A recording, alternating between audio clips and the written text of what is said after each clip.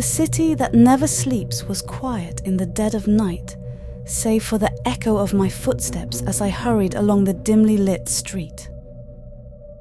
Working late shifts was a part of life in New York, and tonight was no different. I walked alone, my heels clicking rhythmically on the pavement, the city's towering skyscrapers casting long, eerie shadows. As I approached an intersection, my heart skipped a beat.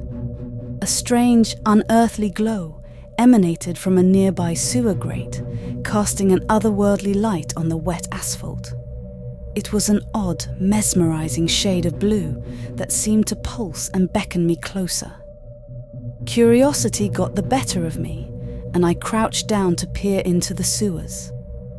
The glow moved, dancing along the dark tunnels beneath the city. It was as if it had a mind of its own, a siren's call that drew me deeper into the underground labyrinth. I hesitated for a moment, torn between the allure of the mysterious light and the rational voice in my head that screamed at me to turn back. But the glow held an inexplicable power, and I followed it, descending into the depths of the sewers. The further I ventured, the more disorienting the tunnels became. The walls seemed to close in, and the air grew heavy with the stench of decay. Sinister sounds echoed through the darkness, the distant drip of water and the scuttling of unseen creatures. The glow continued to lead me deeper into the bowels of the city, and I soon lost all sense of direction. Panic gnawed at the edges of my mind as I realized I was hopelessly lost in the labyrinthine passages. Suddenly, the glow came to a halt in a vast, cavernous chamber. I cautiously stepped into the space, my heart pounding. That's when I saw it. In the dim, eerie light, I beheld a nightmarish sight.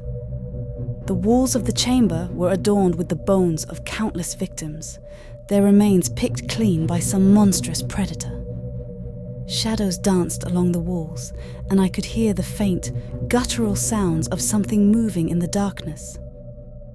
As my eyes adjusted to the gloom, I saw it, a grotesque, nightmarish creature, its form hunched and monstrous.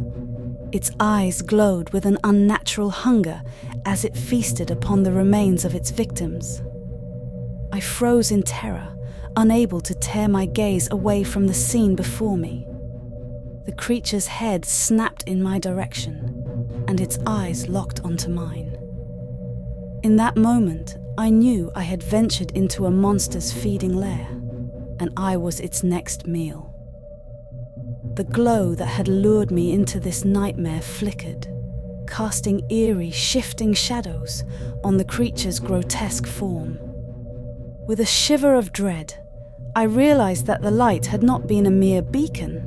It had been a trap, a seductive illusion designed to lead unsuspecting prey to their doom.